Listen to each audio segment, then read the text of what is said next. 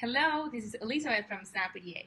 SnapIDA is always looking for new ways to eliminate barriers to design and streamline the PCB design flow.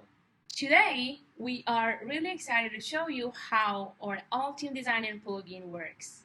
To get started, you just have to open Altium Designer, and after installing the SnapIDA plugin, you'll go to the main menu and you'll click on File, and then you can see the SnapIDA plugin option.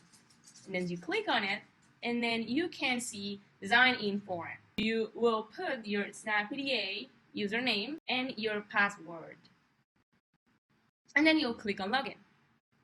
You'll be able to see the plugin main window that has a search bar where you're going to start looking for the specific part number or any keyword that you might want to try. In this case, we're going to look for a part from Murata, and then you will click on search, and then you will see all the results.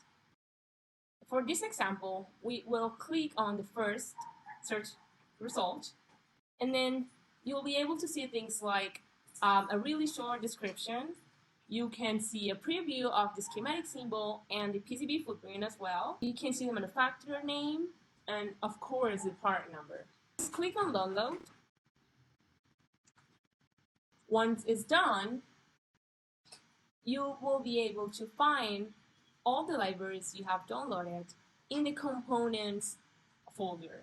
There will be a folder named SnapIDA Library that it will have all the libraries that you just downloaded. We are just going to drag and drop. As you can see, and you can just place the symbol in your schematic. You will come back to the Altium main menu, and then you'll click on Design, and after that you'll click on Update PCB. And then you have to validate the changes to update the PCB, and then you'll be able to see the PCB footprint.